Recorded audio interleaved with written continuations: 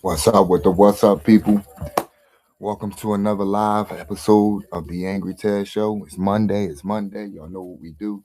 We talking that sports. It was a good weekend. We talking Philly sports. We talking sports overall. Like I said, it's been a busy, great weekend for Philadelphia sports. Also, some things happening in the WNBA. Big controversy there. We're gonna be getting into that a little bit, and we're gonna also talk where they got the Sixers ranked and where they got them finishing this season. ESPN put out a rankings and a polls and the predictions for the teams this season. So without further ado, let's get into it. Oh, also one other big thing, as promised, we been sending these email invites. We've been able to track some people down, man, and we should be joined coming up at 8 o'clock hour with a guest to join us and talk some sports. So be on the lookout for that as well. And again, we appreciate you and we encourage you to like, share, and subscribe at Talking Through Experience 4247 on the YouTube. Also, if you're getting it live, stop by my Facebook page, check in. You know what I mean? Leave a comment or leave some thoughts on the show on my Facebook page. That's Angry Ted at Facebook.com. Again, it's Angry Ted Johnson at Facebook.com. Again, we encourage you to share your comments on the page. And if you want to talk sports with us, drop your email and we'll be reaching out to you and see if we can get in touch with you. But again, let's get right into it, man. It's been a big weekend. We're gonna start it off with talking about the Phillies, man. This team is on fire right now. 8 straight victories, uh, basically two sweeps of two teams. A big clutch comeback win yesterday. Kyle Schwarber with the walk-off home run. This team is on fire right now, ladies and gentlemen. And again, like I said, I know y'all heard me on previous episodes talking about the Ripley's ride that they taking us on. And yes, they are taking us on the Ripley's ride, but again, cannot give up. I cannot give up on this team. I think this team right now is playing with smart, intelligent baseball. They're playing the right way.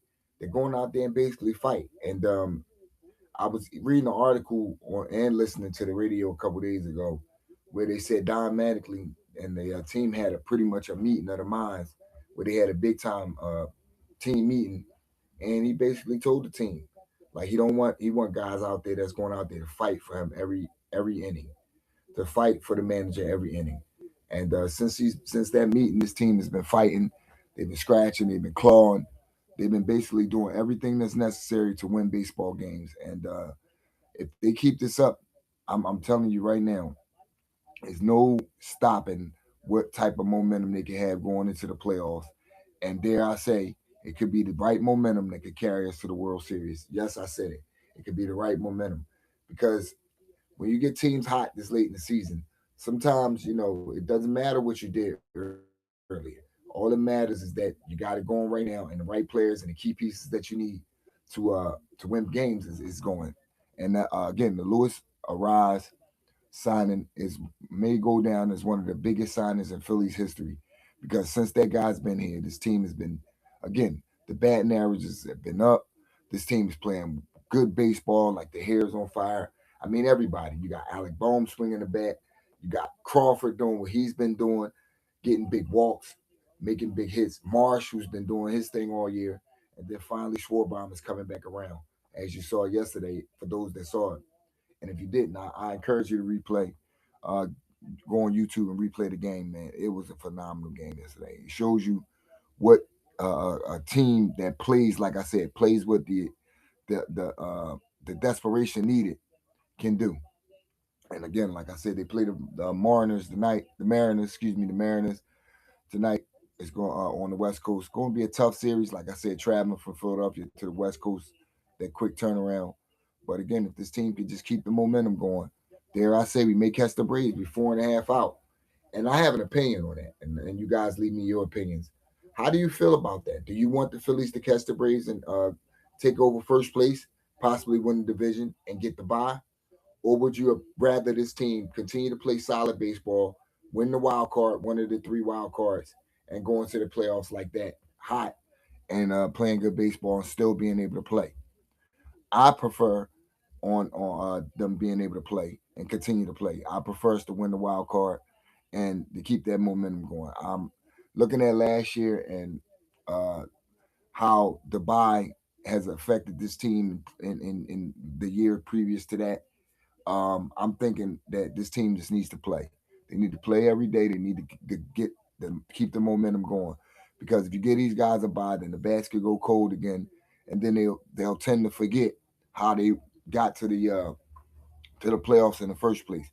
So I'm in opposition of them winning the division. I know it may sound crazy, it may sound stupid, but if this team could win the wild card and keep playing, I think that's the better route to take in trying to win a World Series for the city.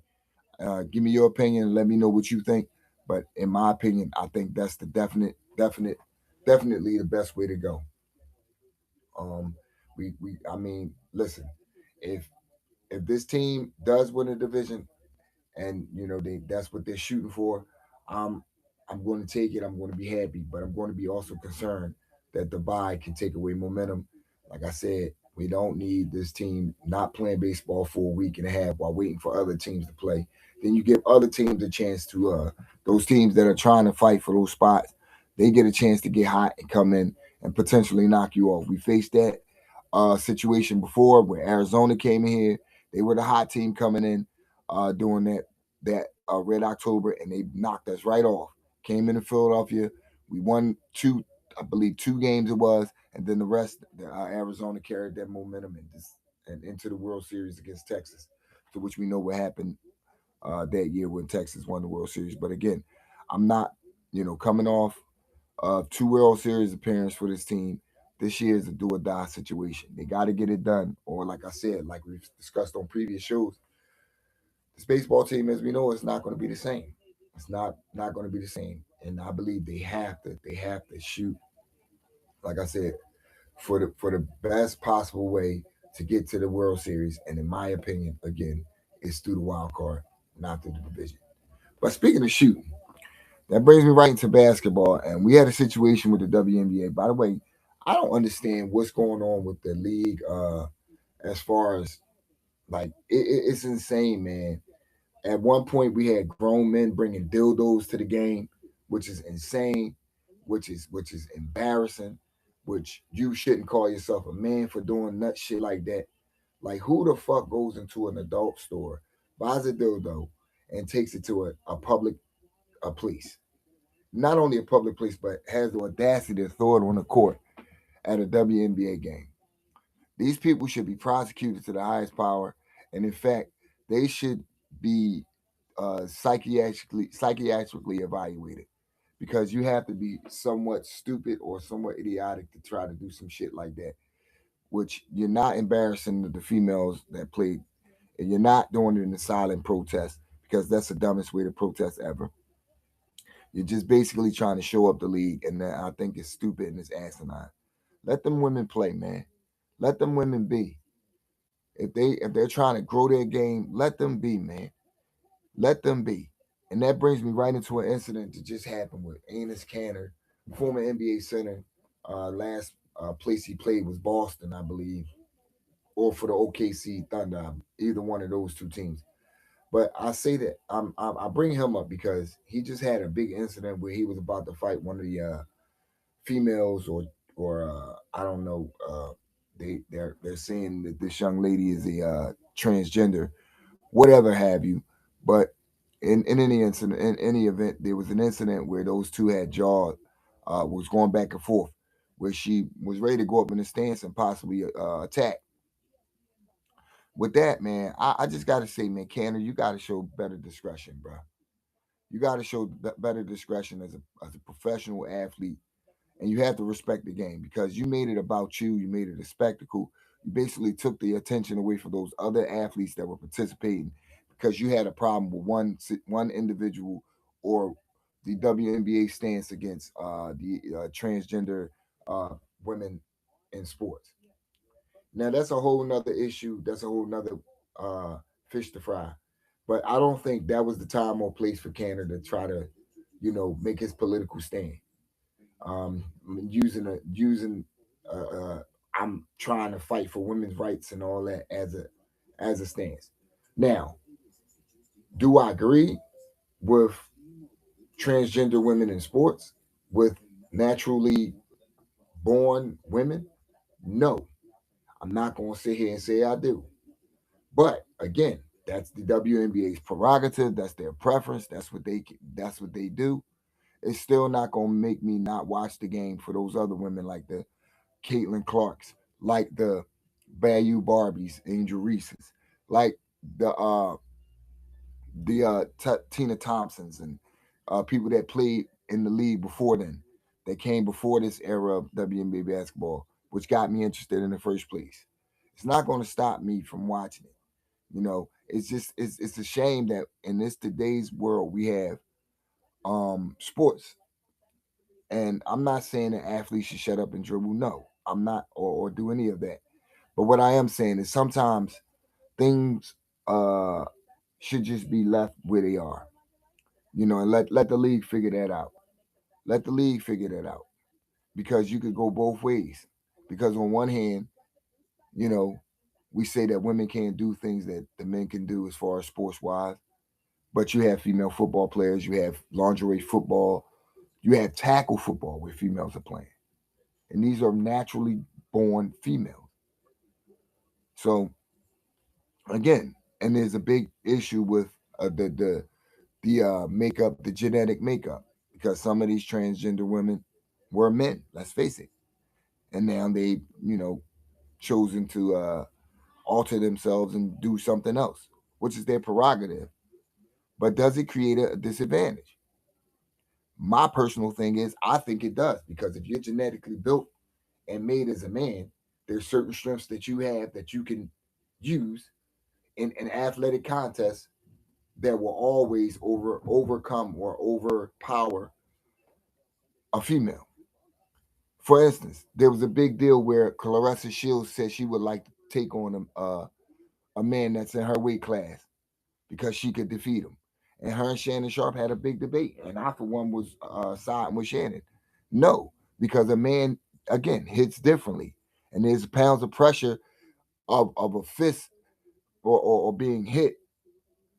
There's different pounds of pressure being hit by a man as opposed to being hit by a woman. I don't care if you got boxing gloves on or not. So yeah, I agree with Shannon when he said no, Clarissa, you can't beat no man, and I stand on that, and I stand firm. There's no disrespect to her as a female boxer. She's one of the greats. The GOAT, as she said, self-proclaimed GOAT. I for one think that Layla Ali is the GOAT, but that's my generation, that's my era. But again, it goes back to that. Like, you had a situation again, like I said, without getting off the Canner situation. Enos Canner pretty much made a spectacle out of himself. And what would he have done had that lady or that, you know, individual, for lack of a better term, had been able to reach him in the stands and put hands on him? What would his reaction been? Because he's wrong either way. Because had he put hands back, now you're beating up a woman, and you cannot use the excuse that she's a transgender, because America is going to look at her as a female. So all in all, it was basically a situation where he was in a no-win situation, and then you saw when he got outside, there was some footage of him leaving the stadium, and a couple of Chicago residents challenging him, telling him basically he can't come back to Chicago type shit. So this thing is a big deal. It's bigger. It's way bigger than Enos Canner. It's like it's going to be a big story in the NBA. I mean WNBA rather. And I just think, man, that in this day and age, nothing shocking, nothing surprising. Everything's on the table. Anything can and will be out there, man. And we just, as a people, just have to learn to basically, if it's not our life, it's not it's not hurting our pockets or our individual successes, then we just gotta let those deal with it. That those powers be that those that deal with that deal with it. And in a sense, I just think um it can create an unfair advantage again because we're going off of the genetic makeup. But then again, some of these players, man, are so good that they can overcome that.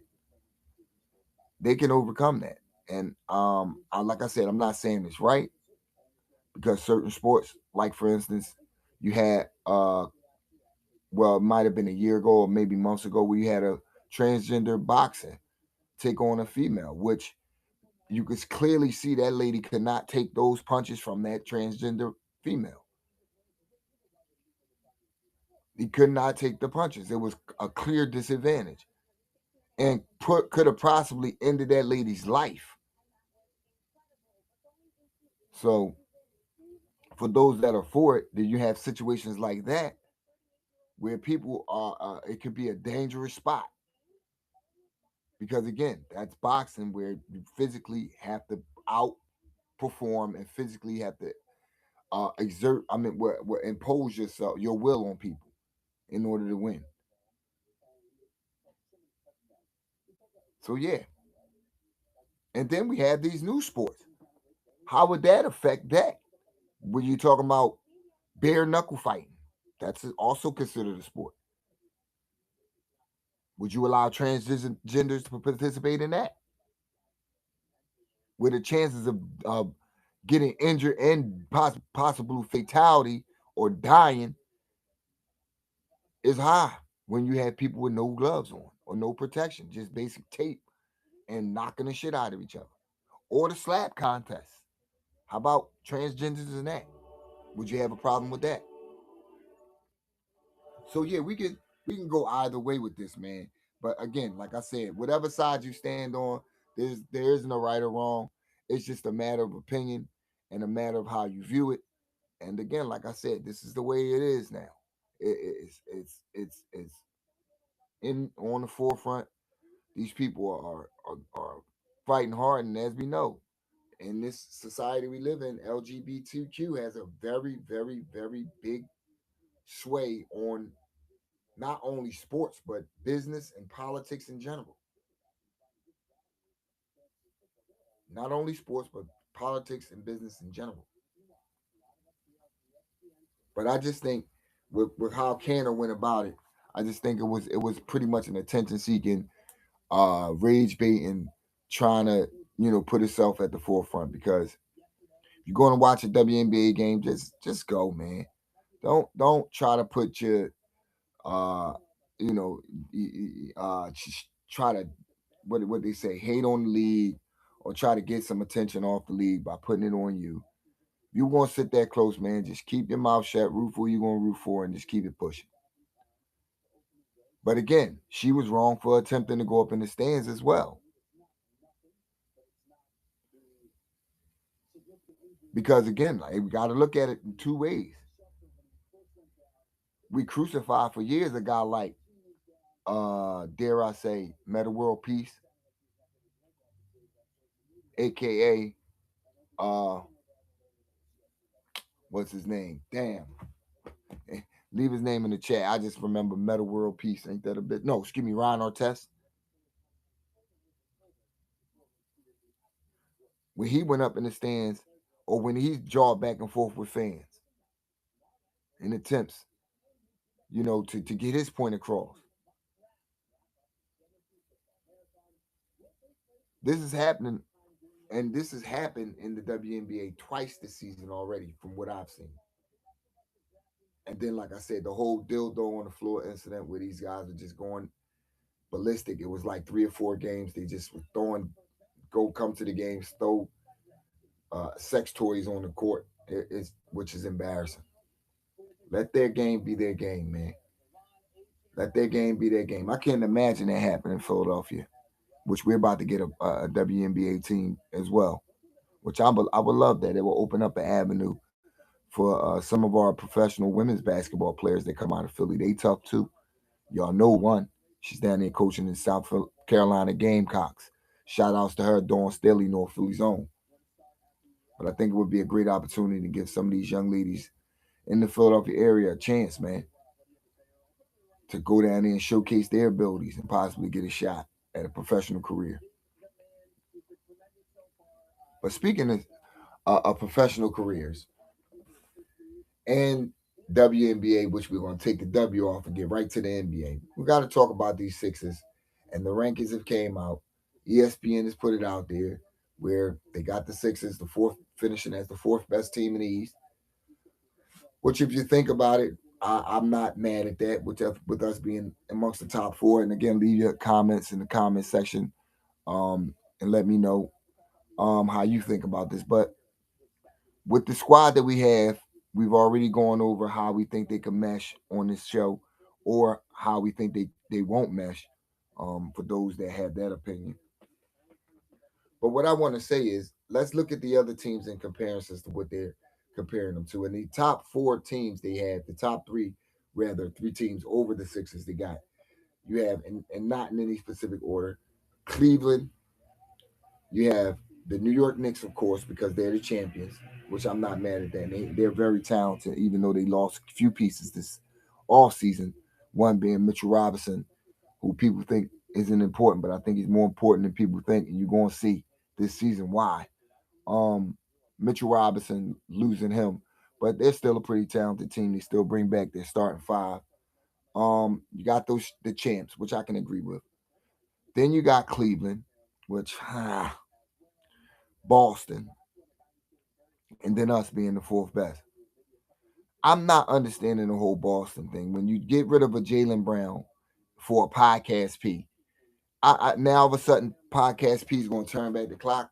I mean, he's going to be a 40-point scorer in a couple games. He's going to get you 30 a couple games. Or is he going to be the same podcast P that was with the Sixers? Is he going to be the same podcast P before with the Sixers, where he gets you 15, might get you 20 on a good night? I mean, he had a solid season this year, but let's think about it for a second, ladies and gentlemen. This season, he didn't play half the season. I mean, I believe he missed just as much, if not more, games than MD. So is that what it takes to get a solid 30 games out of podcast P and for him to be a formidable force in the playoffs? So to have them ranked ahead of the Sixers is crazy. I mean, Jason Tatum, yes, but who else on that starting five is competing? I mean, not competing, but who is in comparisons to anybody on that starting five of the Sixers? And if you go through it man by man, I can't see you having the Celtics over the Sixers. Now, Cleveland is a different story. Even though I'm not feeling James Harden with what he's done and what he's going to do for you, which is give you basically a good season, lead all in all assist categories, maybe in scoring. But then when the playoff time come, you know what he's going to do. You know what he's going to do. He's going to fall flat. He going to fall flat. He going to fall flat on his face. Flat on his face. So to have, again, the Celtics and Cleveland, I'm not buying. New York, I'll give them that. And we're in a collision course with the New York Knicks this season. Game one, off the bat, you're going to see right then and there how we plan to do the New York Knicks this season. How we plan to compete with the New York Knicks this season.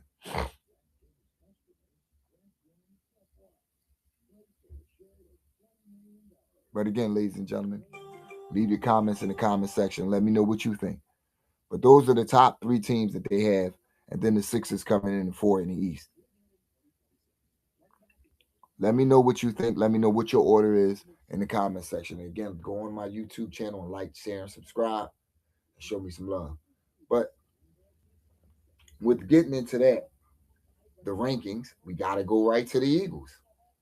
Today, in training camp, was a great day in training camp. I learned today that Mekhi Lemon is back on the field. Devontae's back on the field. And now we're going to really get to see what this offense can do. Probably not in this third preseason game, which I'm so glad the preseason is almost over, because I'm so tired of these fucking idiotic reporters reporting on preseason, reporting on training camp, reporting these fake numbers that don't mean a goddamn thing when it comes down to it, of what the team is going to do and how they're going to do and how they're not going to do. So I was happy to see that Mekhi Lemon was on the field today, and that Devontae Smith was back. Like I said, we're going to see really what Jalen Hurts has this season. I'm predicting it already, ladies and gentlemen. I'm predicting a possible MVP season for him. because he gets to show the world that he can play the quarterback position as well as the best of them. And we're talking about the quarterback position. I got to get into it. I have to get into it because I always tell people we look at this quarterback and we don't appreciate him for what he's bringing to the table, for how he's winning, and basically we have some people in this fucking city that want him to win the way they want him to win, which is they want him to get back there and throw for 4 or 5 thousand yards and all this and make it pretty. But he has a formula that wins, a formula that continues to win. So, with that being said, with those people that have a problem with how he wins and and how he goes about getting the job done, I ask you this question, and I want answers. Do you want, let's say, Jim McMahon back at under center? How about those years when he was quarterback, when Randall went down, when we didn't appreciate Randall? Oh no, you might want Bubby Bristol. No, you know what? I'll give you Jeff Kemp. That don't satisfy your thirst? How about both Detmer brothers? Who their greatest creation was the wit. Ty had some good years, but how about no toying with Bobby Horn? Matter of fact, last but not least, let me get that good old Brad Gable, if you're able. You see where I'm going with this? So when we think about what the quarterback play has been for the last 3 seasons, even after Carson and Nick took us to the Super Bowl, how can we not appreciate what we have? You got guys in the media talking about his contract because this is the last year, talking about if the Eagles are going to extend him. Like, what are we doing here? What the fuck are we reporting? Why would the Eagles not extend a Super Bowl winning quarterback, MVP quarterback, 2-time NFC East championship winner, countless division winners, never missed the playoffs except for one time in his career? Like, what are we doing? What are we doing? It's like this city media members have a hard on for the quarterback and the coach and Nick Sirianni. And all these guys do is win. Just don't understand it. Just don't get it. But yeah, we got Mekhi Lemon back on the field today.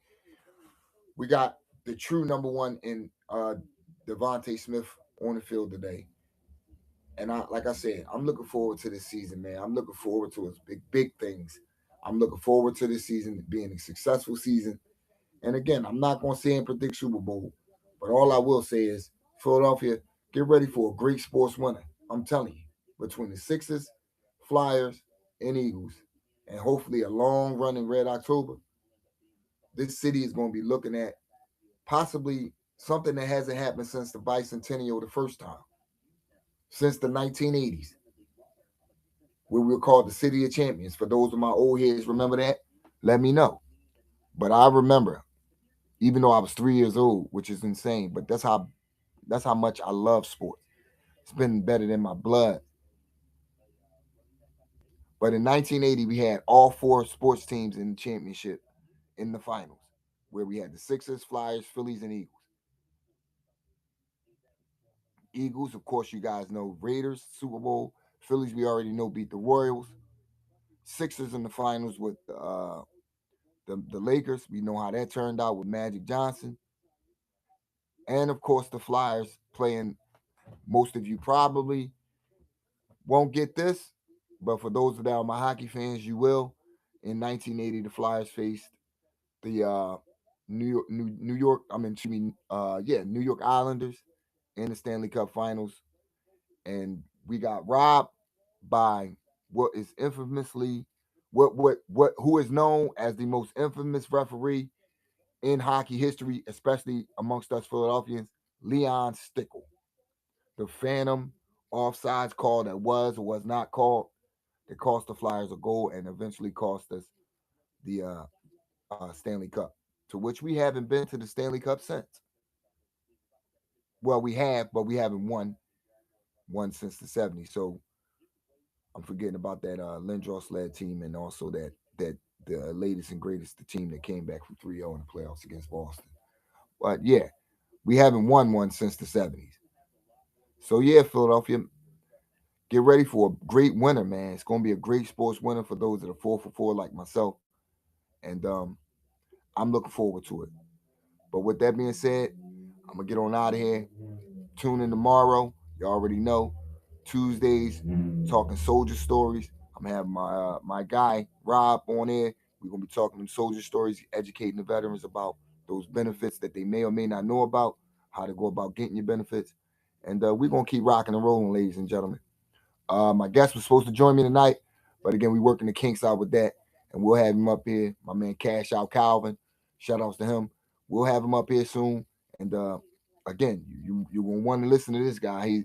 He should have his own Discord, man. This dude right here, man, he's a fan dude king, but he'll also make you that paper. So again, like be sure to tune in to those episodes coming up in the future. And again, thank you for stopping by. If you stop by on my Facebook, just to breeze through for whatever how many seconds you did, we appreciate it. And if you're on YouTube, just be sure to like, share, and subscribe my content, and tell a friend to tell a friend. And you already know what I say before I get out of here. Love on somebody that loves on you. It's been your boy Angry Ted. We appreciate the support. Holla at me.